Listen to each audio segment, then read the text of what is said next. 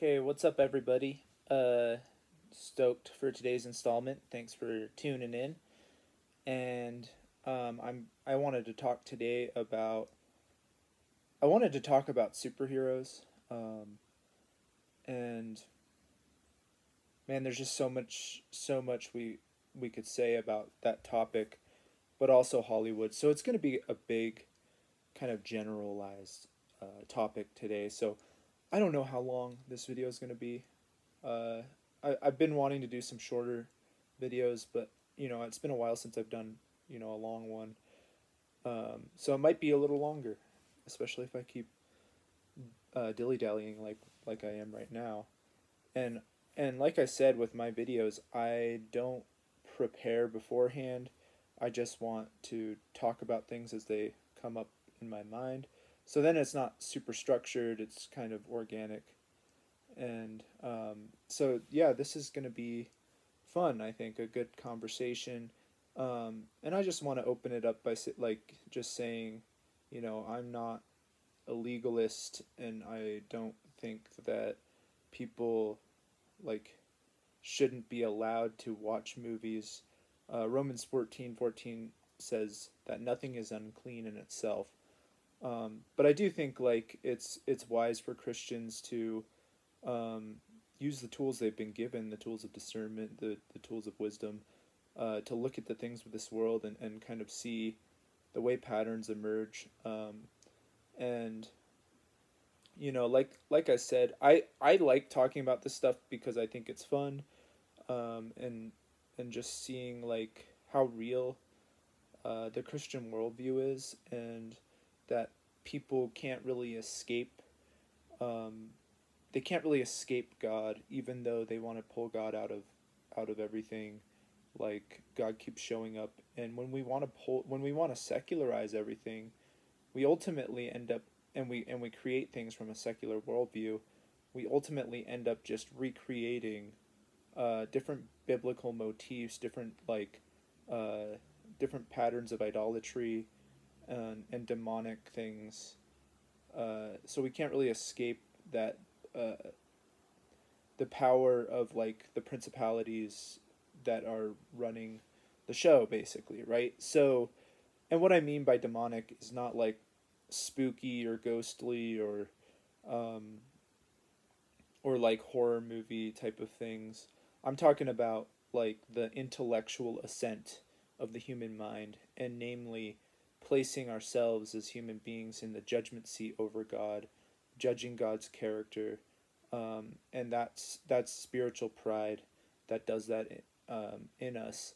And what I'm submitting today as my argument is that um, these cultural powers and influences ultimately end up contributing to uh, that spiritual pride, especially when we're taught these themes at younger and younger ages and basically given an education on these things.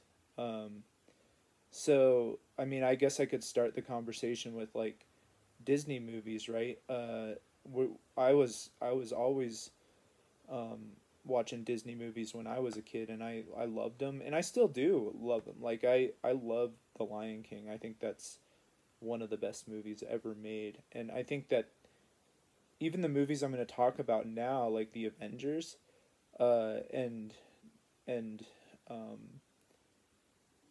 Guardians of the Galaxy, I enjoy those movies. I'm not saying I hate those movies, uh, and or I and I don't hate. I'm not saying I hate any movie that has a witch in it or anything.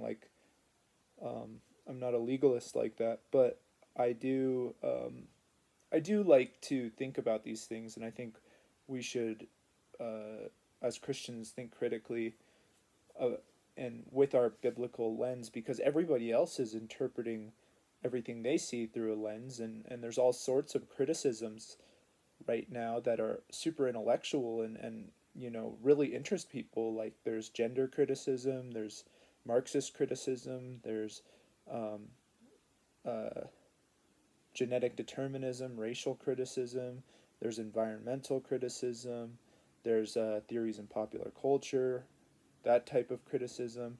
Um, what's wrong with us doing our own type of criticism, biblical criticism, and looking at the things in culture in the world that are made by human hands through a biblical perspective.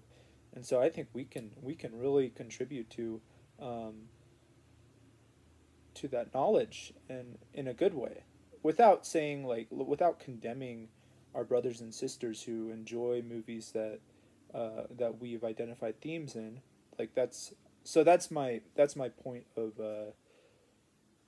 that's the point I wanted to make opening up this conversation discussion. So yeah, we'll start with a couple Disney movies, right?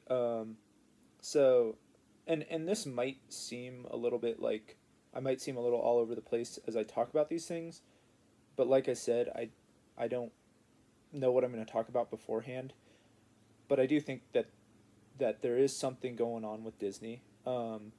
So just recently they've made a show called The Owl House, and it's a kids cartoon show that they play on their channel, and I'm not sure if they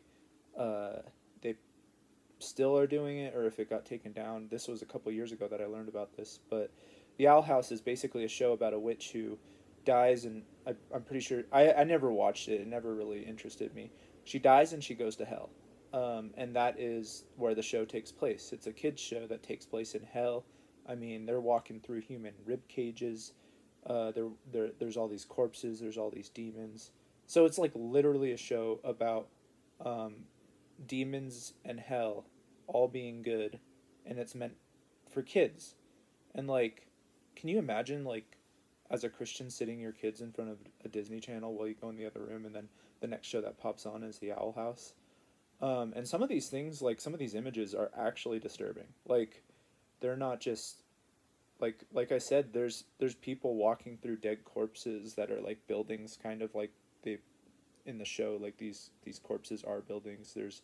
And basically there's like a jailer, right? And he's like the ultimate bad guy, and so they're rebelling against this jailer who has them locked up in hell, and so they're trying to escape hell. So it's all about inverting the biblical principles, making good evil and evil good, right? And so that also those themes emerge in Despicable Me. Despicable Me, it's one of my mom's favorite movies, by the way, and I do enjoy that movie. But at the same time, I'm recognizing like what it's about. Like, hey, look, it's about this. So like, and Star Trek's another example. Like, my mom loves Star Trek. She's a strong Christian. She loves Star Trek. I like watching it sometimes, but every once in a while, you can see um, a very openly like anti-Christian theme that is written into the script, right? And so that's just something that I notice. And so sometimes like when my mom's watching it and I notice those things, I'm like, hey mom, like I'll pause it and I'll just be like, hey mom, just so you know, like this is trying to manipulate people kind of against the Christian worldview. But I'm not saying like it's bad that you're watching this. So, but I'm just wanting to let you know, like, this is pretty anti-Christian right now, right? Uh, Man, I mean, we could talk about Star Trek for hours. There's so much in there, and there are really cool things in Star Trek. Like, uh, I I really love like the characters in Star Trek. I especially love the new Star Trek movies. They're so exciting, and they actually don't really seem to have like a super gnarly spiritual agenda. But yeah, so, and I like Voyager a lot. That was one of my favorite Star Treks. Captain Janeway, um, Commander Chakotay, they're really cool characters. I didn't really like the original Star Treks with Captain Kirk and Spock, but that's just me. Sorry, all you Trekkies out there. Um, I do like Star Wars, but again, those themes emerge in Star Wars too. I mean, they're kind of like all over the place. Like, and so that's kind of going back to my original theory, where like when we just make create things, there's no such thing as spiritual neutrality. And neutrality, I believe neutrality is an illusion. So when we create things, like they're going to be extensions of our worldview. They're going to be extensions of who we are, and uh, and again, just reminding everybody that it's okay, like Romans 14:14. Read that verse in light of what I'm saying. Um, sorry, I got a little stuffy. Um, yeah, so going back to Disney, you have the Owl House. You have actually the Disney emblem is very interesting. It's a giant castle, with a universe or like a sky above it, and with like a rocket that shoots up through the sky or something like that. So it's an interesting emblem when we think about it. And I know that Disney has like, you talk to people about Disney and almost always like something comes up in the conversation like, "Oh yeah, Disney like spells sex in one of the scenes and it does this and it does that." And like I remember watching Peter Pan, and that movie, I might be wrong about this, so correct me if I'm wrong, but I think it was made back in like the 50s. So that's a long time ago, and that was when it seemed like Hollywood was probably more conservative, more you know more careful about the content that they were putting out there. Um, but even in that, like the themes of like Tinkerbell and the sexualization of like women in some of these movies, like Tinkerbell's wearing this super short skirt, and she's like she does do like a lot of sexual poses, and I think like some of these characters are almost drawn with like over exaggerated physical features to like um, create arousal, especially in young children who like haven't been exposed to like this is gonna sound weird, but haven't been exposed to like a lot of skin on a woman, or and so they see those things and they're like, whoa, she's beautiful, and I know that happened for me when I was a kid. I mean, I thought the Little Mermaid was so hot. Um, but anyways, that's I'm sorry. I'm just telling it how it is. Welcome to Sam's YouTube channel. Um, but that I was like a tiny kid when I thought those things. Um, so yeah, it seems like with Disney there was some type of agenda going on there. I'm trying to think of some other examples. There's a ton. I mean, in almost every one of their movies, uh, there's magic, there's sorcery, there's divination, there's ghosts, there's spiritual things and entities.